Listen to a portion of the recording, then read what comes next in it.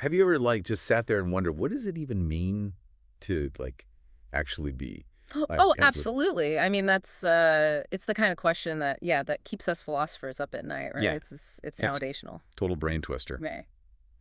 And, well, that's kind of the territory we're going to be exploring today head first. Yeah, deep dive We're time. taking a deep dive into the mind of Mary Astell, Ah, an Stell. English philosopher born back in 1666, spent her whole intellectual life, well, most of it, in London, Right in the thick of it. among some pretty vibrant intellectual circles, actually, Okay. hanging out with folks like Lady Mary Chudley, John Norris, those kind of names.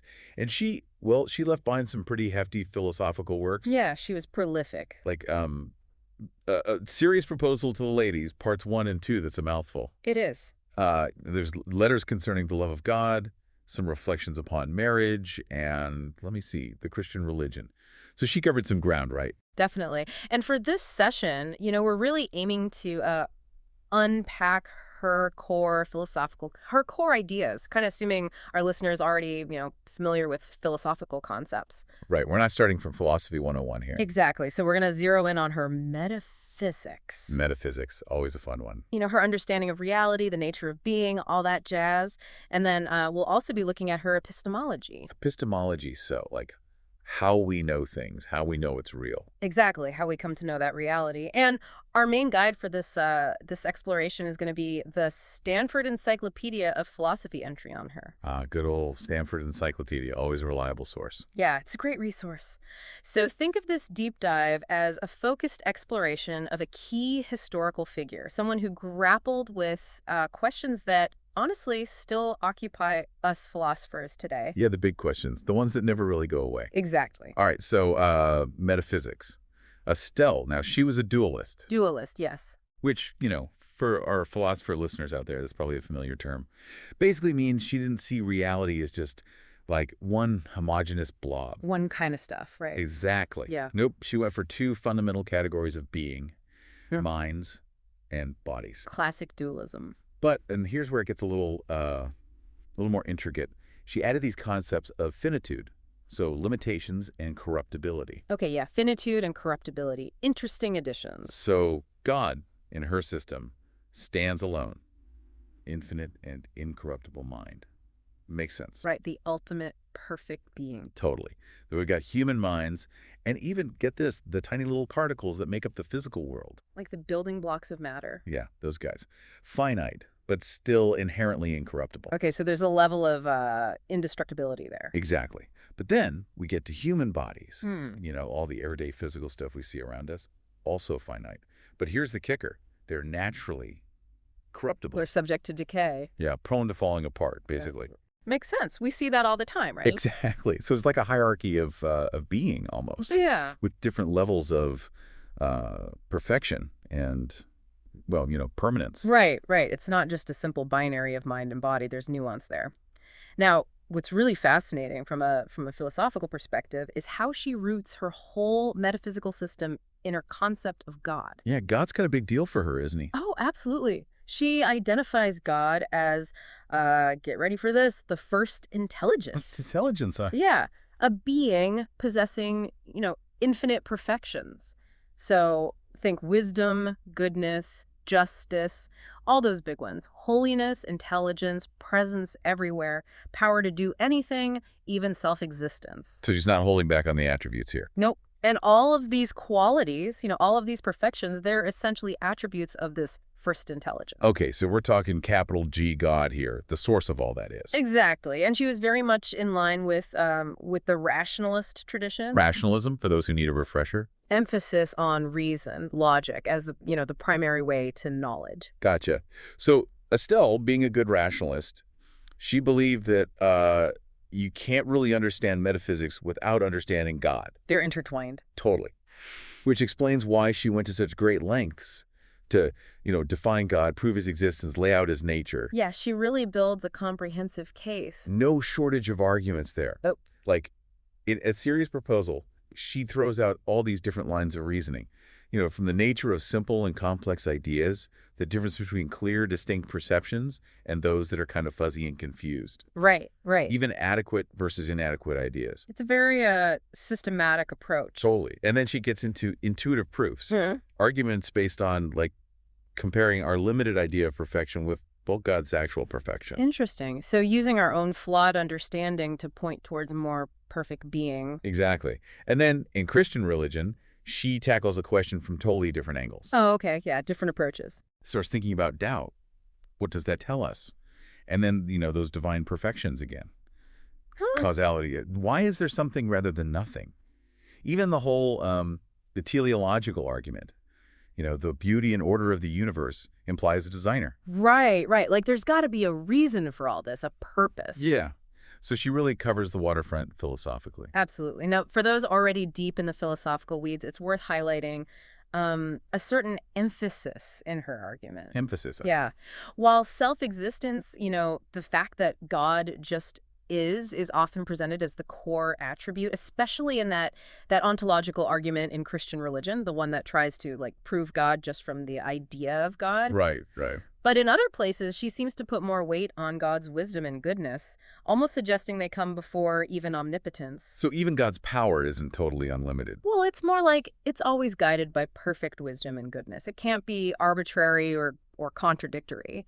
Oh, that's interesting. So she's leaning into what's called intellectualist theology, right? Exactly. The idea that God's will isn't random, but it's intrinsically tied to what's actually true and rational. Okay, so it's not just God wills it, therefore it's good. It's more like this is good, therefore God wills it. You got it. And this goes against those voluntarist theories, the ones that say, whatever God wants, that just is what's good and true. So for her, there's a higher standard almost. Yeah. An objective goodness that even God's will aligns with. Yeah, that's a key distinction. And this is perfectly captured in that quote from Christian religion, the one where she says, and this really nails her view, she says, God, who is infinite in all perfections, in justice and holiness, as well as in goodness and mercy, always does what is best and most becoming his perfections, and cannot act but according to the essential nature and reason of things. Wow. That's quite a statement. Right. It paints a picture of this incredibly ordered, rational universe. Cosmos, that makes sense. Yeah. All right, so let's zoom in a bit more on her metaphysics. Okay. Astell also gets into the whole question of individuation. Individuation. What makes each being unique? Yeah. What makes you, and me, and that rock over that, that specific rock. She outlines 4 categories. Individual minds, individual bodies, those mind-body combos that make us humans. Right. The whole package deal. And then those basic particles that bodies are made of. Like the tiniest bits of matter. Yep. So when it comes to finite minds, just the minds themselves, she says God creates them with built-in differences. Intrinsic differences. Interesting. Yeah. So I gotta ask, what's the philosophical justification for that? Why wouldn't all minds be created equal, so to speak? Well, she lays out a couple of key reasons. One has to do with community. She argues that for a true community to exist, you need a variety of intellectual capacities. Imagine a society where everyone had the exact same intellect. Yeah, kind of boring, right? Exactly. There wouldn't be much incentive to collaborate, to learn from each other, The richness of different perspectives, that's what makes a community thrive. Oh, I see. Different minds bring different strengths to the table. Absolutely. And then there's our relationship with God. She argues that finite human minds are designed to, contemplate and adore this infinite God, but our understanding is limited. No single mind can grasp the entirety of creation. So to make sure every aspect of creation gets its due attention and praise, God creates a bunch of different minds, each with a unique ability to understand a particular piece of the puzzle. Like a divine jigsaw puzzle almost. Yeah, and we each hold a unique piece. Beautiful. Now, when we get to us, those mind-body composites, this is where dualism often runs into trouble. Yeah. The classic mind-body problem. Yes. The age-old question of how these two seemingly different things can interact. Exactly. And Astell, well, she doesn't pretend to have all the answers. In fact, she openly admits that it's a mystery. She's got this great quote where she says, "We know and feel the union between our soul and body, but who amongst us sees so clearly as to find out with certitude and exactness the secret ties which unite two such different substances, or how they are able to act upon each other?" So even for a brilliant mind like hers, it remained a puzzle. Yeah, and she even compares it to, like, the mystery of the incarnation in Christianity. The whole God becoming human thing. Right, the union of divine and human nature. Exactly. Hmm. And she's basically saying, look, we experience both of these unions, the mind-body and the divine human, but the actual how of it, the mechanism, that's beyond our grasp. A humble admission, acknowledging the limits of human understanding. Totally. Now, she also wrestled with the whole issue of, why some people are better at certain things than others. Yeah, the variety of human abilities. Right. So is she saying it's all about innate differences, or is experience a big factor? She actually incorporates both. She talks about the impact of activity in this life. Like, the more we use our brains, the sharper they get. She compares it to an industrious hand becoming rich while a lazy one stays poor. Okay, so practice makes perfect. To a point, yeah. But she also acknowledges that God gives different people different capacities from the start. So some people are just born with more potential than others. In some areas, perhaps. But here's where she makes this interesting distinction between just thinking and capacious thinking. Just and capacious. All right, break it down for me. So just thinking is our ability to think logically, to order our thoughts well. She believes everyone has that capacity. It's universal. But capacious thinking, that's about the breadth of our knowledge, the sheer amount of information we have stored up. And that, she says, depends on things like how long you've lived, what kind of education you've had, what experiences you've been exposed to. Oh, so everyone has the potential to be a clear thinker, but not everyone gets the same opportunities to fill their mental library, so to speak. Exactly. That's a crucial distinction for understanding her views on intellectual potential and equality. Especially when we get to her ideas about women and their intellectual capabilities, which we'll get to later. Yeah, that's a key point. All right, so let's talk about the body. Most dualist philosophies, they kind of see the body as this limitation for the mind, weighing it down, holding it back. What was Astell's take on that? Yeah, well, keeping in line with that rationalist emphasis on the mind being, the star of the show, she does see the body as often interfering with the mind's perfect functioning. So the body's kind of a nuisance. She talks about the indisposition of the bodily organs causing cramps and contracts for the mind. Ouch. Not a very flattering view of the body. No, not exactly. She very clearly asserts the mind's dominance over the body, calls the body a mere instrument of the mind, inherently inferior and meant to serve the mind's, intellectual and spiritual goals. So the mind's the boss and the body is just the worker bee. In essence, yeah.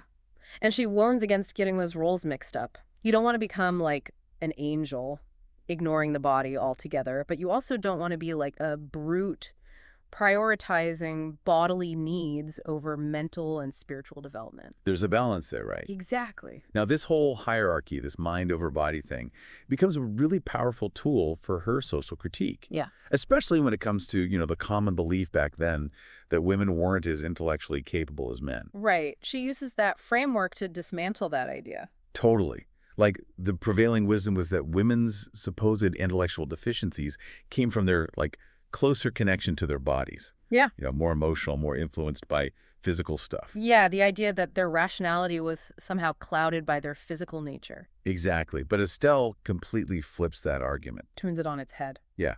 She says, look, if women seem intellectually similar, it's not because of their souls, it's because of how society treats them. It's about the lack of opportunities, the way they've been raised and educated. Exactly. The differences we see, she argues, they're not metaphysical, meaning there's no inherent difference in their minds. They're epistemological. Epistemological meaning it's about knowledge, access to knowledge. Right. They're the results of unequal access to education and intellectual development. Brilliant argument. She's basically saying, don't blame their biology, blame the social system. And this is where her insistence on that real distinction between mind and body comes in again. Yeah, because it allows her to address the concept of immortality, which was, a big deal for many philosophers. The idea that the soul lives on after the body dies. Exactly. So for Astell, because the mind and body are fundamentally separate, and the mind is immaterial, meaning it doesn't have physical parts. No bits and pieces to break down. Right. It means the mind is inherently incorruptible, can't decay, can't be destroyed, and therefore immortal. She even argues against the possibility of, supernatural annihilation, God just wiping out a soul. She reasons that God, being perfectly purposeful and not doing anything in vain, wouldn't create something with the potential for eternal existence and then just snuff it out. Right. It wouldn't make sense from a theological perspective. Exactly. So the mind endures, but what about the body? We all know those are perishable. Yeah, that much is clear. So what happens to the body in her system? Well, she contrasts the mind, which has no parts, with the body, which is obviously made up of parts, and therefore subject to decomposition. And here's where she gets even more specific. She distinguishes between individual human bodies and the basic incorruptible particles that make those bodies up. Like the atoms and stuff. Yeah, those fundamental building blocks. In her view, a being stops existing when its parts are no longer arranged in the specific way that defined it.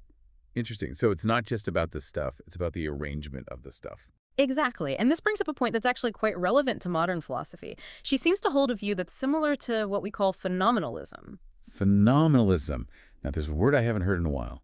Remind me what that is again. Sure. So phenomenalism is the idea that physical objects, they don't really have an independent existence outside of our perception of them. So, like, if a tree falls in the forest and no one's around. It doesn't make a sound, or maybe it doesn't even exist, at least not in the way we think of it. Whoa, trippy. Yeah, it's a head-scratcher for sure. Now, Astell wasn't a full-blown phenomenalist, but she does talk about how we denominate things, how we label them as this or that type of being, and she specifically links that to how their textures and figures appear to us. So our perception plays a role in defining the boundaries of an object. Exactly. It's not that our minds create objects out of thin air, but rather that how we perceive and categorize their qualities, that plays a big part in how we identify them as individuals. Okay, so perception shapes our understanding of reality, even if it doesn't create reality itself. Right. That's a subtle but important point about the role of perception in her metaphysics. It is.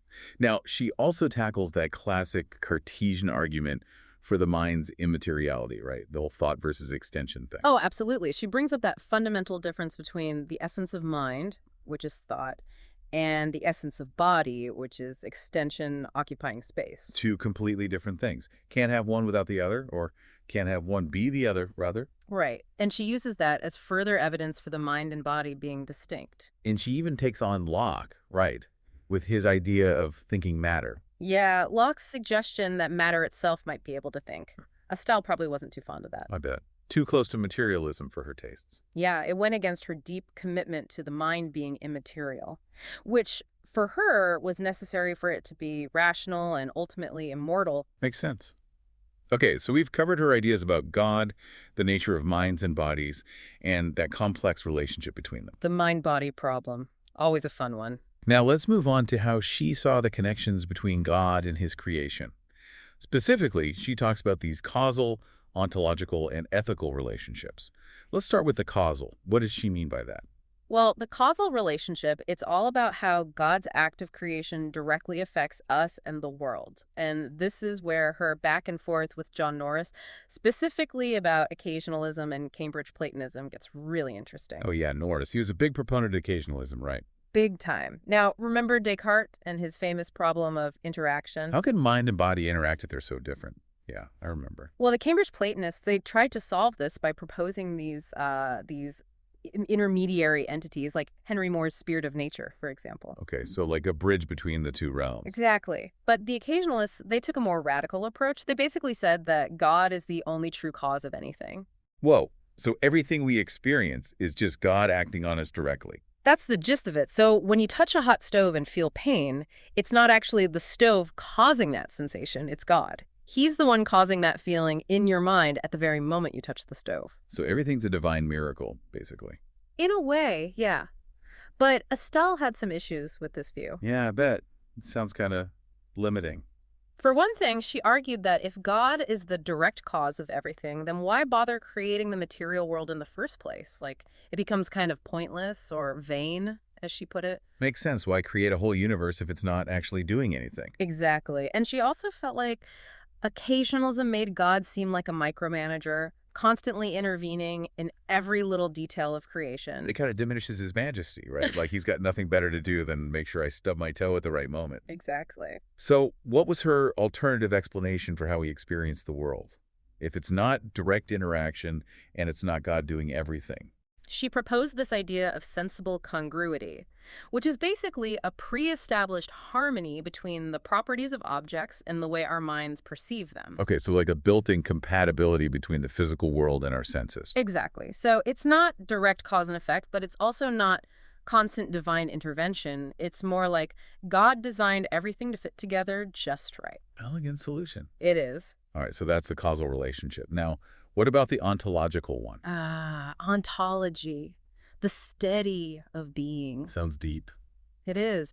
So Astell believed that God's creation isn't just a matter of bringing things into existence from nothing. He actually gives us, humans, a particle of divinity. Like a little piece of God inside us. In a way, yeah. This echoes the Cambridge Platonist idea that humans are deiform, meaning they bear a likeness to God. Okay, but that doesn't mean we are God, right? No, definitely not. It's more like we share a fundamental aspect of God's being, a spark of the divine within us. Profound stuff. It is. So how's this ontological connection different from the causal one? They both seem to involve God creating us. True. But the causal relationship, that's about the act of creation itself. God brought us into being.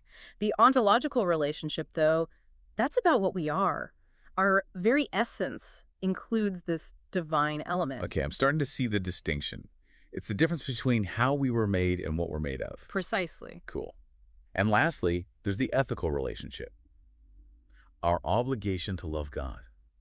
This was a big part of her discussions with Norris, wasn't it? It was. They really dug into that question in their letters concerning the love of God. Norris, coming from his occasionalist perspective, argued that the main reason we should love God is because he's the source of all our sensations, and therefore all our pleasure and goodness. So we love God because he makes us feel good. In a nutshell, yeah. But Astell, while she agreed that loving God is essential, she didn't like basing that obligation solely on occasionalism. So she felt like our reasons for loving God should be deeper than just, he gives me nice feelings. Exactly. But despite that fundamental disagreement, they actually agreed on a lot when it came to the nature of love itself. Oh, interesting. So where did they find common ground? Well, they both saw love as an inherent quality of minds, like just as bodies naturally move, minds naturally love. They also made a distinction between two kinds of love, benevolence and desire. Benevolence and desire. Okay, those sound familiar. So benevolence, that's about wanting what's best for others, wishing them well. Desire, on the other hand, that's a yearning for something that we see as our ultimate good, something that can truly satisfy us. And they argued that we should offer benevolence to other humans because we can't really fulfill each other's deepest needs. But our desire, that should be directed towards God. Because only God can truly satisfy us. Right. Interesting distinction. Okay, so we've covered her views on God, minds, bodies, and even love. Quite a range of topics. It is. Now let's switch gears entirely and dive into her epistemology, her theory of knowledge. Always a good time for some epistemology. Now, we've already mentioned she was a rationalist. So what were the big themes in her approach to how we know things? Well, her rationalism really comes through in a few key areas. First, there's her emphasis on the mind being more important than the body when it comes to learning and knowing. Second, she believed in innate ideas, that we're born with certain foundational concepts that shape our understanding. And third, she stressed the importance of having a systematic method for, moving from confusion to clarity in our thinking. So it's about training the mind to see truth clearly. Exactly. Now, we already talked about the mind-body distinction in her Metaphysics, but let's zero in on her ideas about the mind and how it's equipped for knowing things. Okay, so she saw the mind as having two main faculties, the understanding and the will. What were their jobs in her system? Well, the understanding, that's the part of us that receives and compares ideas. Its main goal is to grasp truth. And for Astell, truth ultimately comes from God, being from eternity and the divine ideas, as she put it. So the truth we seek already exists in God's mind. And we're trying to align our understanding with that ultimate truth. Exactly. Now the will, that's the part of us that chooses and directs our thoughts and actions. Its main focus is the good. And for Astell, the good is basically the same as God's will. So a healthy understanding, that means we have knowledge. A healthy will, that means our choices are guided by that knowledge. So reason should rule over our desires. Makes sense. Yeah, and the main job of the understanding is to govern the will, to make sure our choices are aligned with what's true. Keep those desires in check. Got it. Now, she also believed in innate ideas and inclinations, right? Like things we're born with. How did those fit into her theory of knowledge? So for her, innate ideas weren't like fully formed concepts that we pop out of the womb knowing. They were more like rudiments of knowledge, as she called them. They're these basic capacities or predispositions that are built into our understanding, like the seeds of knowledge. And they're what allow us to develop other ideas. So we're not blank slates at birth. We come preloaded with some basic mental software. Exactly. And similarly, she believed we also have innate inclinations. These are tendencies that are inseparable from our will. And she argued that these innate tools are what make us rational beings. It's what sets us apart from, irrational creatures who just act on instinct or by God's direct will. So because we have these innate ideas, we have free will, we can choose what to think and what to do. That's the idea. Cool. Now, I know she also makes a distinction between two senses of the word ideas, a general sense and a more philosophical one. Can you explain that a bit? Sure. In the general sense, an idea is basically anything that's the object of our mind. Any thought, any perception, anything we can imagine. So a pretty broad definition. Very broad. But in the stricter philosophical sense, an idea represents something outside the mind. It's like a mental picture of something real. And for that idea to be considered true knowledge, it has to be clear and distinct. Clear and distinct. What does that mean exactly? It means we can perceive the idea clearly without any fuzziness or confusion. And we can clearly distinguish it from other ideas. Astell argued that an idea that's clear and distinct, it can't be false. Our certainty, the evidence we have for something, it depends on having these clear and distinct ideas. So clarity is key. Now, Astell didn't believe that ideas themselves were the source of error. It was something else, right? Right. She thought the main sources of error were in our judgments and in our use of language. Judgment, that's when we compare different ideas. And we make mistakes when we don't have the right intermediate idea, the middle term, to connect them properly. So like a missing link in our reasoning. Exactly. And language, well, that can be a source of error if we're not careful to use words that accurately reflect our clear and distinct ideas. Words can be tricky. They can. And because of all this, she stressed the importance of examining our ideas, especially those about morality and religion, really making sure they're based on solid reasoning, not just blind acceptance of what everyone else believes. Question everything. Don't just take things at face value. Exactly. And she specifically called on women to do this, to examine and reject the false ideas that society often imposed on them, especially those about their nature and capabilities. Powerful stuff. A call for intellectual independence. Absolutely. Now, she also had some fascinating ideas about the relationship between knowledge and faith. She even argued that faith could be superior to knowledge in some ways. That's interesting. And knowledge versus faith, are those usually seen as, like, opposites? You'd think so, right? But for Astell, it's more nuanced than that. First, we have to understand that her definition of knowledge was a bit different. She believed that intuition was the highest form of knowledge. Intuition is that direct, immediate grasp of truth, like something that's just self-evident, you see it and you know it's true. Kind of like a eureka moment. Exactly. And she even references Descartes and his emphasis on clear and distinct perceptions as a model for intuition. But she adds a little twist. She argues that while our ideas of God and our own soul are clear, they're not fully distinct because, well, our finite minds can't fully grasp their infinite nature. Makes sense. We can.